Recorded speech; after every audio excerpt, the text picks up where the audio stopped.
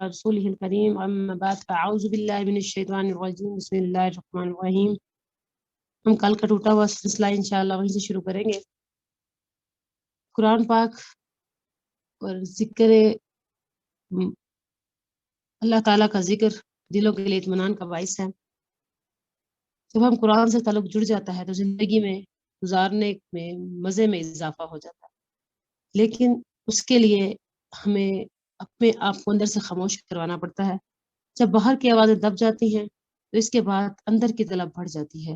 ہم بہت سی چیزوں کو اس لیے نہیں لے سکتے کہ ہم اندر سے خاموش نہیں ہوتے. تو رکوع نمبر 15 کے بارے میں آخری بار اللہ تبارک و تعالیٰ نے رکوع نمبر 15 پارہ نمبر 1 میں اللہ تعالیٰ نے آخری بار اپنی حجت تمام کی اور بنی اسرائیل سے خطاب کیا. اس کے بعد اللہ تبارک و تعالیٰ نے حضرت ابراہیم دین پر یکسوئی کے بارے میں بات کی. آیت نمبر 130 سے ہم صرف ٹرانسلیشن کا سٹارٹ کریں گے. اس کی تفسیر اور اس کے ٹیکسٹ سے ہمارے ٹائم کی کمی کی وجہ سے ہم اس کو شامل نہیں کر سکتے. اعوذ باللہ من الشیطان الرجیم بسم اللہ الرحمن الرحیم. ابراہیم کے دین سے کون روگردانی کر سکتا ہے سوائے اس کے جو نہایت نادان ہو. ہم نے ان کو دنیا میں ہی منتخب کیا تھا اور آخرت میں بھی وہ زمرہ صالحین میں ہی ہوں گے. جب ان سے ان کے پروردگار نے فرمایا کہ اسلام لے آؤ، انہوں نے عرض کیا کہ میں رب العالمین کے آگے سر بے اطاعت خم کرتا ہوں. اور ابراہیم نے اپنے بیٹوں کو اس بات کی وصیت کی اور یعقوب نے بھی اپنے فرزندوں سے یہی کہا کہ بیٹا خدا نے تمہارے لیے یہی دین پسند فرمایا ہے تو اسی پر مرنا تو مسلمان ہی مرنا. جس وقت یعقوب وفات پانے لگے تو تم اس وقت موجود تھے جب انہوں نے اپنے بیٹوں سے پوچھا کہ میرے بعد تم کس کی عبادت کرو گے؟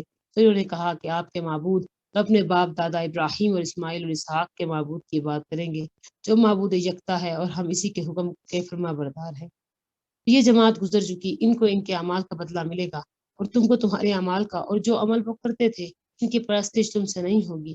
اور یہودی اور عیسائی کہتے ہیں کہ یہودی اور عیسائی ہو جاؤ تو سیدھے رستے پر لگ جاؤ گے. اے پیغمبران ان سے کہہ دو نہیں، بلکہ ہم دین ابراہیم اختیار کیے ہوئے ہیں جو ایک خدا کے ہو رہے تھے اور مشرکوں میں سے نہ تھے.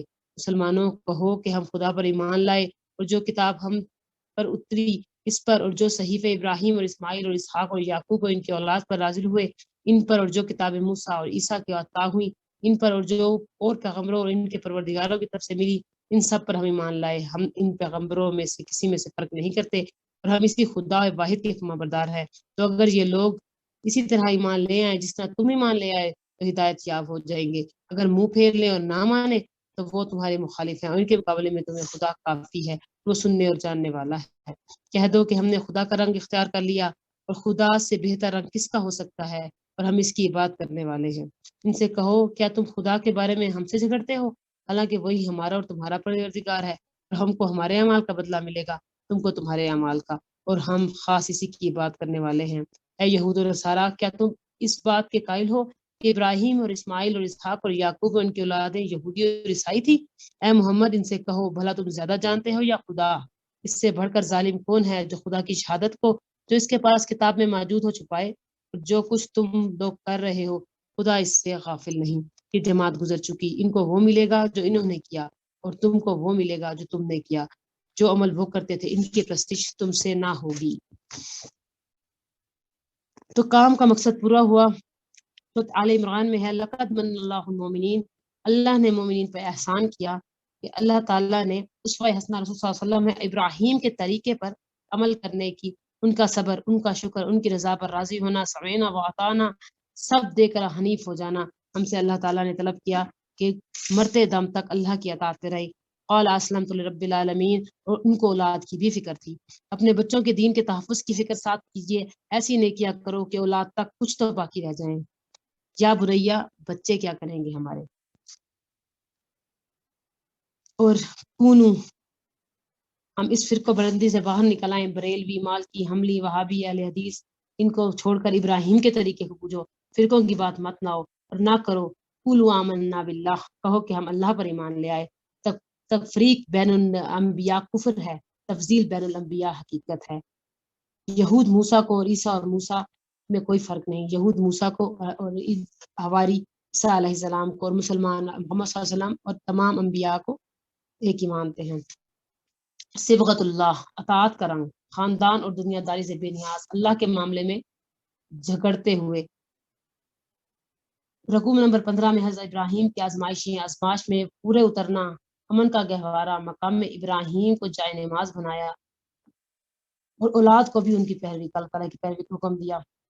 اس شہر دعا کی طواف کرنے والوں کے لیے، طواف کرنے والوں کے لیے، اس شہر کو امن والا بنانے کے لیے، رزق کے لیے، اور اللہ تعالیٰ کے سے فرمایا کہ اللہ تعالیٰ سے درخواست کی کہ ان کی خدمت کو قبول کی جائے، ایسی قوم کے لیے دعا مانگی، اپنی عبادت کے طریقے سکھائے اور دعا مانگی۔ اب چھٹے سپارے دوسرے سپارے میں جیسے سٹارٹ ہوا، کیا تحویل کعبہ ہے، تحویل امت ہے۔ اس سے پہلے تھوڑا سا شارٹ ویو میں آپ کو دے دیتی ہوں، اگر آپ لکھ لیں تو آپ کے لیے بہتر ہے کہ اگر ہم پورا سپارہ نہ بھی لے پائے تو یہ کچھ پوائنٹس اگر ہم اس میں سے لے لیں تو یہ عمل کے صرف 5 پوائنٹ ہیں۔ سورۃ فاتحہ ہمیں بتاتی ہے صرف ایک رب کا بننا، سمعنا و اطعنا، ہمیں اپنے مقصد حیات پر ہمیشہ نظر رکھنی چاہیے۔ میری زندگی کا مقصد تیرے دین کی سرفرازی، میں اسی لیے مسلمان، میں اسی لیے نماز، اللہ کے فیصلوں پر راضی ہونا، حنیف ہو جانا، صبغت اللہ، اللہ کی اطاعت کا رنگ اپنے اوپر چڑھا لے۔ یہ 5 عمل کے پوائنٹس پہلا سپارہ ہمیں دیتا ہے۔ سورۃ فاتحہ کی آیت نمبر 5 اللہ کی عبادت کا حکم، سورۃ بقرہ کی آیت نمبر 2 اللہ کی کتاب سے رہنمائی حاصل کرنا، اللہ اور آخرت کے دین پر ایمان لانا آیت نمبر 8، اللہ کی غلامی اختیار کرنا آیت نمبر 21، گمراہی فاسقوں کے لیے ہے آیت نمبر 26، خلافت عرضی آیت نمبر 30، فضیلت کا معیار علم 31، علم وحی کی اہمیت 38، بنی اسرائیل کو دعوت 41، اور دوسروں تک حق پہنچانے میں خود کو حق سے محروم نہیں کرنا آیت 45، عقیدہ آخرت آیت نمبر 48، نجات کے جھوٹے سہاروں کو چھوڑ کر اللہ تعالیٰ عقیدہ آخرت کو مضبوط کرے، آخرت کے اندیشوں میں زندگی گزارنی ہے ہمیں آیت نمبر 48 سے میں یہ حکم دیتی ہے۔ کتاب کے نزول کا مقصد 53 میں بتایا گیا ہے، قوموں کی ذلت کی وجوہات 61 میں اور 60 میں زمین پر فساد نہیں پھیلانا، نہ پھیلانے دینا ہے، اللہ کی کتاب پر مضبوطی سے تعلق رکھنا ہے 63، نجات کے دعوے کافی نہیں 80 میں، خوش فہمیوں کی جنت سے باہر نکل آئیے، صرف دعوے کرنے سے جنتیں نہیں ملتی، اور صرف مسلمان کے گھر پہ پیدا ہونے کا مطلب ہم مسلمان ہیں، یہ ظاہر، خطا کاری کے چکر سے نکلنا ہے آیت نمبر 81، ایمان اور عمل صالحہ سے ہمیشہ کی جنت حاصل نہیں، ہمیشہ اس کی جنت حاصل کرنے کی کوشش کرتی رہنے، 82، اللہ کے حقوق اور حقوق العباد 83، اور یہ ہے 10 کمانڈمنٹس جو آج سے پہلے تورات میں، انجیل میں، تمام میں آئی ہوئی ہیں، جس کو ابھی شوق ہو کہ ہم پچھلی کتابوں کو پڑھیں تو یہ 10 کمانڈمنٹس اللہ تعالیٰ نے ان کتابوں سے لی ہیں۔ اور آیت نمبر 78 میں فرمایا گیا تھا کہ مکمل ایمان لانا ہے، یعنی کہ 2 ٹوک زندگی گزارنا۔ آیت نمبر 93، اللہ کی کتاب کو مضبوطی سے پکڑ لے، ایمان اور تقویٰ کی روش آیت نمبر 103، موت کی تیاری، اللہ کے تعلق کو جانچنے کا مقصد،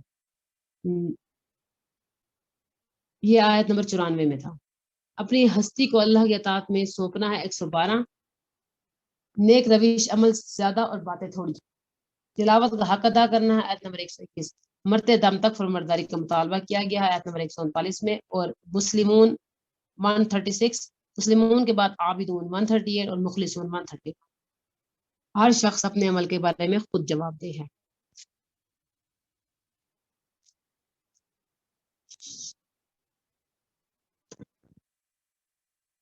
سیقول الصفحاء،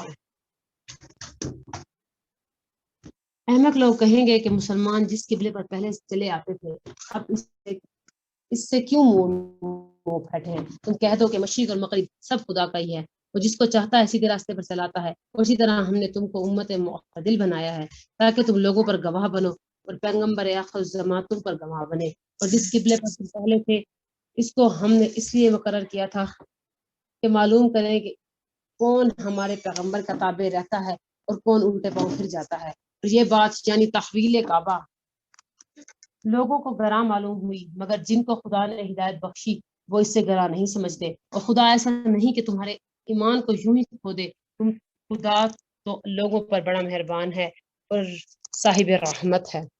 اے محمد صلی اللہ علیہ وسلم، ہم تمہارا آسمان کی طرف منہ بار بار پھیرنا دیکھ رہے ہیں، سو ہم تم کو اس قبلے کی طرف جس کو تم پسند کرتے ہو منہ کرنے کا حکم دیں گے، تو اپنا منہ مسجد حرام یعنی خانہ کعبہ کی طرف پھیر لو۔ یہ تحویل کعبہ کا حکم ہے۔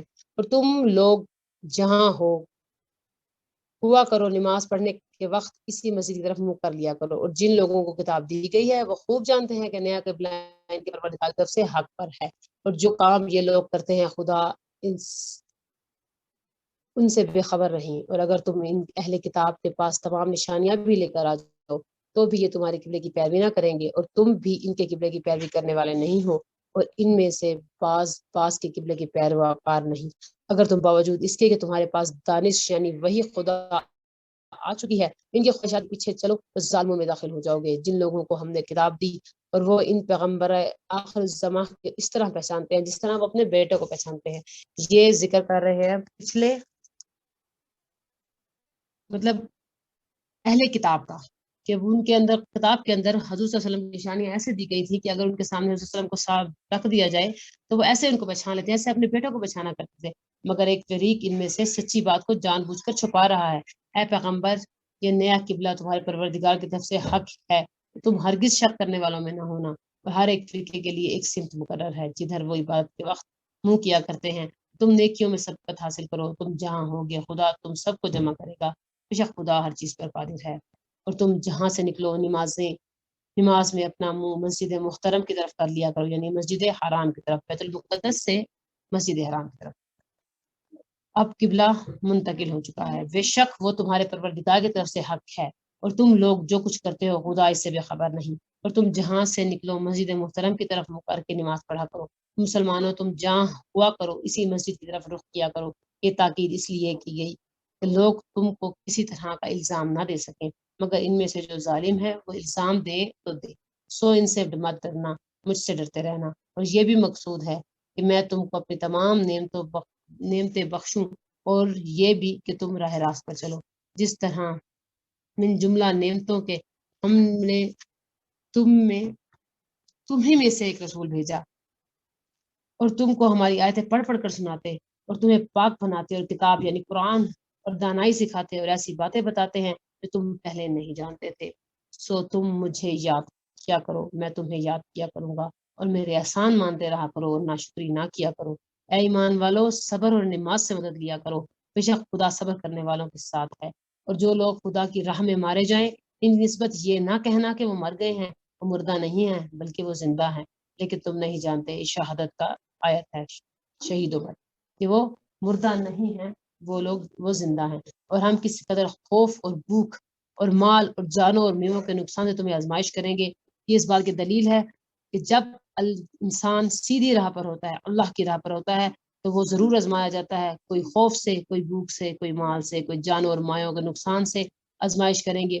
جن کو آزمائش نہ آئے وہ سمجھ لیں کہ ان کو اپنی راہ سیدھی کرنے کی ضرورت ہے، تو صبر کرنے والوں کو خدا کی خوشنودی کی بشارت سنا دو۔ ان لوگوں پر جب کوئی مصیبت واقع ہوتی ہے تو کہتے ہیں ہم خدا ہی کا مال ہیں اور اس کی طرف لوٹ کر جانے والے ہیں۔ یہی لوگ ہیں جن پر ان کے پروردگار کی مہربانی اور رحمت ہے، اور یہی سیدھے راستے پر ہیں۔ بے شک کوہ صفا اور مروہ خدا کی نشانیوں میں سے ہیں۔ جو شخص خانہ کعبہ کا حج و عمرہ کرے اس پر کچھ گناہ نہیں، وہ دونوں طواف کرے۔ یہ حج کے احکامات شروع ہو چکے ہیں، بلکہ طواف ایک قسم کا نیک کام ہے، اور جو کوئی نیک کام کرے تو خدا قدر شناس اور دانا ہے۔ اور جو لوگ ہمارے حکموں اور ہدایتوں کو جو ہم نے نازل کی ہیں کس غرض فاسد سے چھپاتے ہیں، باوجود یہ کہ ہم نے ان لوگوں کو سمجھانے کے لیے اپنی کتاب میں کھول کھول کر بیان کر دیا کہ ایسوں پر خدا اور تمام لعنت کرنے والوں کی لعنت ہوگی۔ ہاں، جو توبہ کرتے ہیں، اپنی حالت پر درست کر لیتے ہیں، احکام الہی کو صاف صاف بیان کر دیتے ہیں، تو میں ان کے قصور معاف کر دیتا ہوں، اور میں بڑا معاف کرنے والا اور رحم کرنے والا ہوں۔ جو لوگ کافر ہوئے کافر ہی مرے، ایسوں میں خدا کی اور فرشتوں کی اور لوگوں کی سب کی لعنت ہے، وہ ہمیشہ اسی لعنت میں گرفتار رہیں گے۔ ان سے نہ تو عذاب ہم کر دیا جائے گا اور نہ انہیں کچھ مہلت ملے گی۔ اور لوگوں تمہارا محبود خدا ہے، واحد ہی ہے، تمہارا معبود خدا واحد ہی ہے، اس بڑے مہربان رحم والے کے سوا کوئی بات کے لائق نہیں۔ بے شک آسمان اور زمینوں کے پیدا کرنے میں، رات اور دن کے ایک دوسرے کے پیچھے آنے جانے میں، کشتیوں اور جہازوں میں، جو دریا میں لوگوں کے فائدے کی چیزیں لے کر رواں ہیں، اور می یعنی بارش جس کو خدا آسمان سے برساتا ہے، اسی زمین کو مرنے کے بعد زندہ یعنی خشک ہوئے پیچھے سرسبز کر دیتا ہے، اور زمین پر ہر قسم کے جانور پھیلائے ہیں، اور ہواؤں کو چلانے میں اور بادلوں میں اور جو آسمان اور زمین کے درمیان گھیرے رہتے ہیں، عقل مندوں کے لیے خدا کی قدرت کی نشانیاں ہیں، خدا کی قدرت کی نشانیاں ہیں۔ اللہ نے مجھے توفیق دی تو میں آپ کو کبھی دکھاؤں جو آج قدرت کی نشانیاں ہم دیکھ رہے ہیں، الحمدللہ رب العالمین۔ اور بعض لوگ ایسے ہیں جو غیر خدا کو شریک خدا بناتے ہیں، اور ان سے خدا کی محبت کرتے ہیں، کہ خدا کے شریک بناتے ہیں اور محبت ایسی ان سے کرتے ہیں جیسے اللہ سے محبت کرنی چاہیے۔ لیکن جو ایمان والے ہیں وہ تو خدا ہی کو سب سے زیادہ پرستش کرتے ہیں اور اس کو زیادہ دوست جانتے ہیں۔ اے کاش ظالم لوگ جو بات عذاب کے وقت دیکھیں گے، آپ دیکھ لیتے ہیں کہ سب طرح کا طاقت خدا ہی کو ہے، اور یہ کہ خدا سخت عذاب کرنے والا ہے۔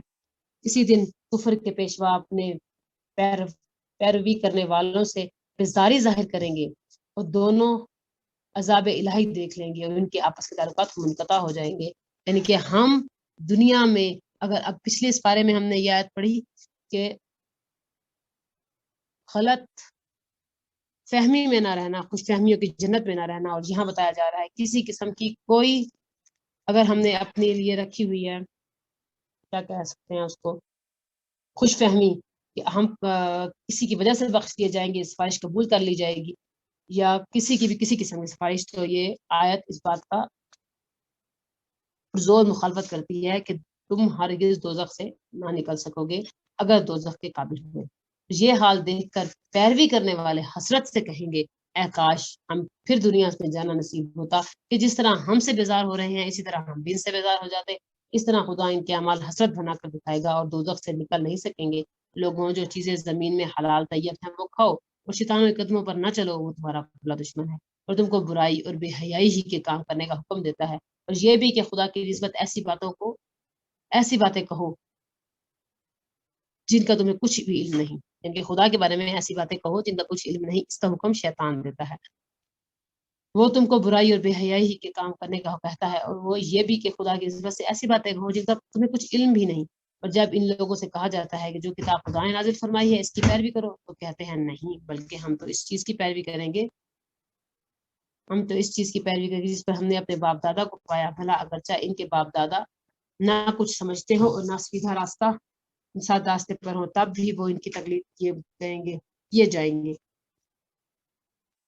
جو لوگ کافر ہیں ان کی مثال اس شخص کی سی ہے جو کسی ایسی چیز کو آواز دے جو پکارے اور آواز کے سوا کچھ نہ سن سکے۔ یہ بہرے ہیں، گونگے ہیں، اندھے ہیں، کچھ بھی سمجھ ہی نہیں سکتے۔ اہل ایمان، جو پاکیزہ چیزیں ہم نے تم کو عطا فرمائی ہیں ان کو کھاؤ، اور اگر خدا ہی کی بندے ہو تو اس کی نعمتوں کا شکر بھی ادا کرو۔ اس نے تم پر مرا ہوا جانور، لہو، سور کا گوشت اور جو چیزیں جس پر خدا کے سوا کسی اور کا نام لیا جائے حرام ہے، یہ چیزیں امت مسلمہ پر حرام ہے، سوائے ان کے کچھ حرام نہیں ہے۔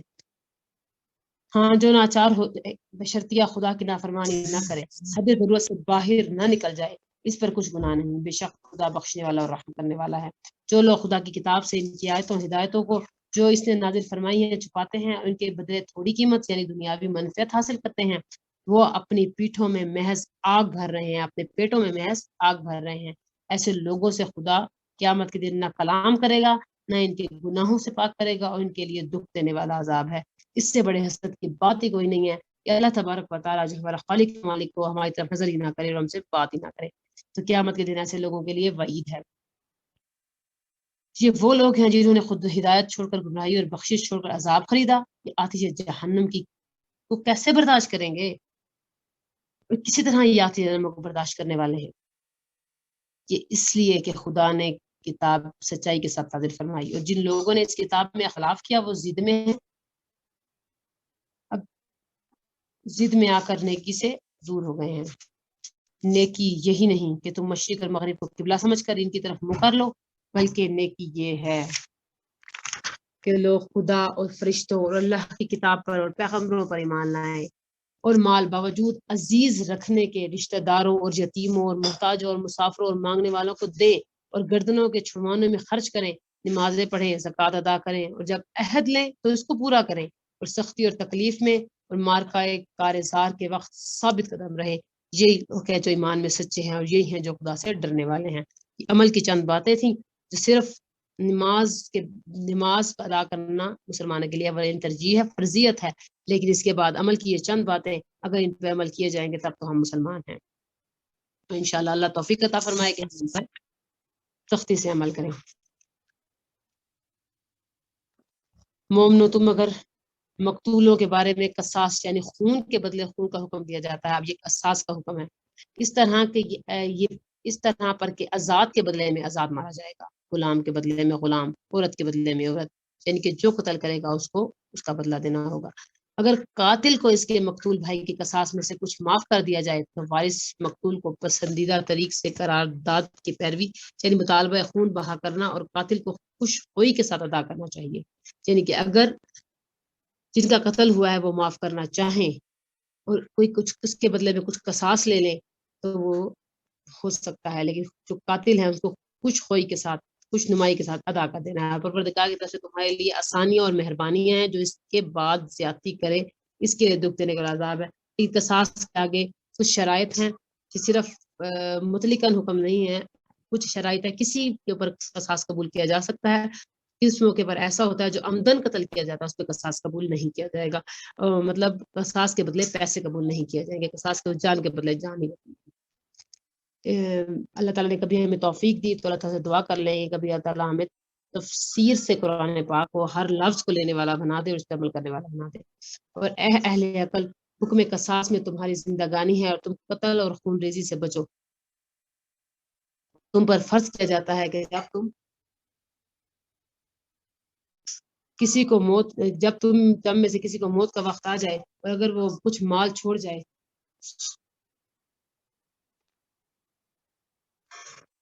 ہو تو ماں باپ اور رشتہ داروں کے لیے دستور کے مطابق وصیت کر جائے۔ خدا سے ڈرنے والوں پر ایک حق ہے، خدا ڈرنے والوں پر ایک حق ہے۔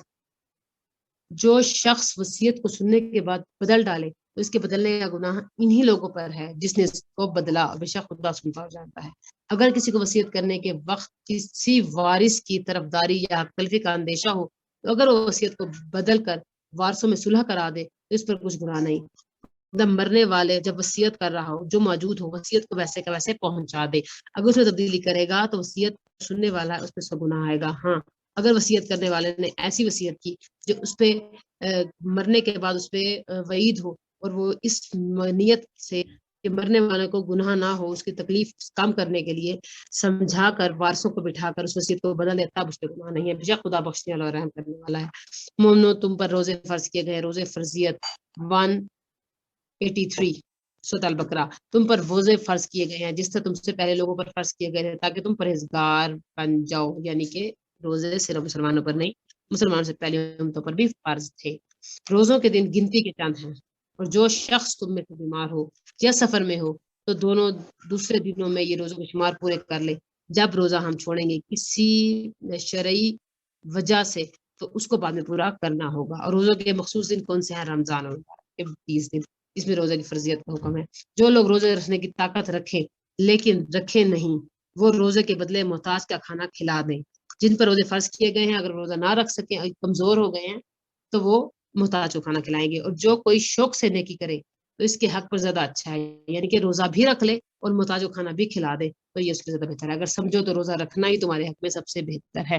تو سائنس نے آج پروف کر دیا ہے سال میں ایک بار ایک مہینے میں فاقے کرنا اگلا پورے سال میں صحت کے لیے بہت ضروری ہے۔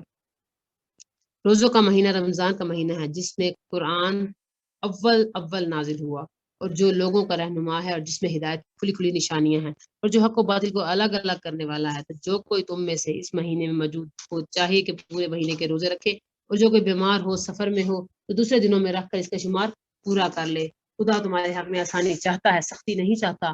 یہ آسانی کا حکم اس لیے دیا گیا کہ تم روزوں کا شمار پورا کرو، اس کے احسان کے بدلے میں خدا نے تم کو ہدایت بخشی ہے تو تم اس کی بزرگی سے یاد کرو، اس کا شکر کرو۔ اور اے پیغمبر، جب تم میرے بندے میرے بارے میں دریافت کریں تو کہہ دو کہ میں تو تمہارے پاس ہوں، جب کوئی پکارنے والا مجھے پکارتا ہے تو میں اس کی دعا قبول کرتا ہوں۔ تو ان کو چاہیے کہ میرے حکموں کو مانیں اور مجھ پر ایمان لائیں تاکہ نیک رستہ پائیں۔ روزوں کی راتوں میں تمہارے لیے اپنی عورتوں کے پاس جانا جائز کر دیا گیا، اور تمہاری پوشاکیں ہیں، تم ان کی پوشاک یعنی کہ وہ تمہارا لباس ہیں اور تم ان کا لباس، یعنی کہ ان کے ایپ چھپاؤ اور وہ تمہارے ایپ چھپائیں گے۔ خدا کو معلوم ہی ہے کہ تم ان کے پاس جانے سے اپنے حق میں خیانت کرتے تھے، سو اس نے تم پر مہربانی کی، حضرت عمر کے بارے حق میں یہ آیت نازل ہوئی تھی، اور تمہاری حرکات سے درگزر فرمایا، اب تم کو اختیار ہے کہ ان سے مباشرت کر لیا کرو۔ خدا نے جو چیز تمہارے لیے لکھ دی ہے یعنی اولاد، اس کو خدا سے طلب کرو اور کھاؤ اور پیو، یہاں تک کہ صبح کی سفید دھاری رات کی سیاہ دھاری سے الگ نظر آنے لگے۔ یہ روزے کے سحری کا وقت ہے، پھر روزہ رکھ کر رات تک پورا کرو، یعنی کہ مغرب کے اذانوں تک، اور جب تم مسجد میں اعتکاف بیٹھے ہو تو ان سے مباشرت نہ کیا کرو، یہ خدا کی حدیں ہیں، ان کے پاس نہ جانا۔ اس طرح خدا اپنی آیتوں کو لوگوں کو سمجھانے کے لیے کھول کھول کر بیان کر فرماتا ہے تاکہ وہ پرہیزگار بنے، اور ایک دوسرے کا مال نہ حق نہ کھاؤ، نہ اس کو رشوتاً حاکموں کے پاس پہنچاؤ تاکہ لوگوں کا کچھ حصہ ناجائز طریقے سے تم کھا لو، یا اسے تم جانتے بھی ہو، یعنی کہ رشوت دینے کا یہاں پر منع کیا گیا۔ اے محمد صلی اللہ علیہ وآلہ وسلم، لوگ تم سے نئے چاند کے بارے میں دریافت کرتے ہیں، وہ بڑھتا ہے کیوں ہے؟ تو کہہ دو کہ وہ لوگوں کے کاموں کا معیار ہے، حج کے وقت معلوم ہونے کا ذریعہ ہے، یعنی کہ یہ مہینے ایک جو چاند گھٹتا بڑھتا کیوں ہے؟ جب وہ گھٹتا ہے اور جب وہ بڑھتا ہے تو پورا ایک مہینے کی مقدار ہے۔ اس طرح سال کے بارے میں بھی آگے آتا ہے تو یہ حج کے وقت معلوم کریں گے، یعنی کہ 11 مہینوں کے بعد پھر دوبارہ حج جائے گا۔ نیکی اس بات میں نہیں کہ احرام کی حالت میں گھروں میں سے ان کے پچھواڑوں کی طرف زیادہ خیر، جو احرام میں رہنے والے لوگ تھے مکہ مکرمہ میں، وہ سمجھتے تھے کہ جب ہم اپنے گھروں سے حج کے لیے نکل جائیں تو دروازوں سے واپس نہ آئیں، تو وہ پیچھے سے آتے تھے۔ تو یہ حکم کی منافی ہے کہ آپ پیچھے سے نہیں آؤ، آپ آگے سے آ جاؤ، بلکہ نیکوکار وہ ہے جو پرہیزگار ہو، اور لوگوں میں گھروں میں ان کے دروازوں سے آیا کرو اور خدا سے ڈرتے رہو تاکہ نجات پاؤ، یعنی کہ حج کے دوران اگر واپس گھر کسی کام سے جانا پڑے تو دروازے سے چلے جایا کرو۔ اور جو لوگ تم سے لڑتے ہیں تم بھی خدا کی راہ میں ان سے لڑو، مگر زیادتی نہ کرو، خدا زیادتی کرنے والوں کو دوست نہیں رکھتا، اور ان کے جہاں پاؤ قتل کر دو، اور جہاں سے انہوں نے تم کو نکالا یعنی سے وہاں سے تم بھی ان کو نکال دو، اور دین سے گمراہ کرنے کا فساد قتل اور خودریزی سے کہیں بڑھ کر ہے کہ جب تک وہ تم سے مسجد محترم یعنی خانہ کعبہ کے پاس نہ لڑے تم بھی وہاں ان سے نہ لڑنا، ہاں اگر وہ تم سے لڑے تو ان کو قتل کر ڈالو، کافروں کا یہی سزا ہے۔ اگر وہ باز آ جائیں تو خدا بخشنے والا اور رحم کرنے والا۔ یہ مکہ والوں کے لیے حکم آیا تھا، فتح مکہ بعد یہ آیتیں نازل ہوئی، مدینہ میں سورۃ بقرہ نازل ہوئی غزوہ بدر سے پہلے اور ہجرت مدینہ کے بعد۔ تو یہ آیات آپ کو سمجھ آ گئی ہوگی کہ یہ اللہ تعالیٰ نے ان آیات میں ظاہر کیا ہے کہ جن مکہ والوں نے یعنی کہ یہاں پر نکالا ہے، اگر مکے میں کوئی بھی کافر باقی رہ گیا ہے تو وہ نہیں رہے گا آفٹر اسلام، اور اگر وہ باز آ جائیں تو خدا بخشنے والا اور رحم کرنے والا ہے۔ اور ان سے اسی وقت تک لڑتے رہنا کہ فساد ختم ہو جائے، ناپید ہو جائے اور ملک میں خدا ہی کا دین ہو جائے۔ اگر وہ فساد سے باز آ جائیں تو ظالموں کے سوا کسی پر زیادتی نہیں کرنی چاہیے۔ اللہ تعالیٰ نے یہاں حرمت مسجد، حرمت حرم، حرمت مکہ کی طرف بھی ہماری توجہ کروائی ہے کہ مسجدوں میں اور ایسے محترم جگہوں پر آپ کو اپنی طرف سے نہیں لڑنا چاہیے، یہاں تک کہ کوئی آپ سے زبردستی لڑ پڑے۔ ادب کے مہینے کے مقابل ہیں محرم، اور ادب کی چیزیں ایک دوسرے کا بدلہ ہیں، بس اگر کوئی تم پر زیادتی کرے تو جیسی زیادتی وہ تم پر کرے ویسی ہی تم اس پر کرو۔ یہاں پر بتایا گیا ہے صبر کرنا ہے، برداشت کا حکم اس حد تک ہے جہاں پر ہم برداشت کریں گے، یعنی کہ ہمیں سیلف ڈیفenس کا حکم دیا گیا۔ خدا سے ڈرتے رہو اور جان رکھو کہ خدا ڈرنے والوں کے ساتھ ہے۔ لیکن اس بات میں ایک بات قابل غور ہے کہ جتنی زیادتی ہم پر کی گئی ہے اتنی ہی تو ہم کر سکتے ہیں، اس سے ذرا بھی بڑی تو وہ ہم ظالم ٹھہرائیں گے، تو ہمیں اس بارے میں بہت احتیاط کرنی چاہیے۔ خدا کی راہ میں مال خرچ کر دو اور اپنے آپ کو ہلاکت میں نہ ڈالو، اور نیکی کرو، بے شک خدا نیکی کرنے والوں کو دوست رکھتا ہے۔ خدا کی خوشنودی کے لیے حج اور عمرے کو پورا کرو، یعنی کہ یہ حج کی فرضیت کا حکم ہے۔ اور اگر رستے میں روک لیے جاؤ تو جیسی قربانی میسر ہو کر دو، یعنی کہ اگر ہم حج پر چل پڑے ہیں اور رستے میں کسی وجہ سے ہم نہیں پہنچ سکے تو جو قربانی ہمیں کرنی ہی پڑے گی۔ جب تک قربانی اپنے مقام پر نہ پہنچ جائے سر نہ منڈوائے، یعنی کہ جب تک قربانی کو اس کے صحیح مقام تک نہ پہنچا دو. اور اگر کوئی تم میں بیمار ہو یا اس کے سر پر کسی طرح کی تکلیف ہو تو اگر وہ سر منڈوا لے تو اس سے بدلے روزے رکھے، یہ صدقہ دے قربانی کرے. یعنی کہ اس وقت سے پہلے اگر منڈوا لیا ہے تو اس کے لیے بدلے میں ہمیں روزہ رکھنے ہوں گے، صدقہ قربانی کرنی ہوگی. پھر جب تکلیف دور ہو تو تم مطمئن ہو جاؤ. تو جو تم میں سے حج کے وقت تک عمرے سے فائدہ اٹھائے، یہ حج تمتع کا حکم ہے، تو جیسی قربانی میسر ہو کرے. جس کو قربانی نہ ملے وہ 3 روزے ایام حج میں رکھے اور 7 جب واپس ہو. یہ پورے 10 ہو گئے. 3 طرح کا حج ہے، تو یہ تفسیر میں آ جاتا ہے، اس میں یہ حج تمتع کا حکم ہے. یہ حکم اس شخص کے لیے ہے جس کے اہل و عیال مکہ میں نہ رہتے ہوں. خدا سے ڈرتے رہو اور جان رکھو، خدا سخت عذاب دینے والا ہے.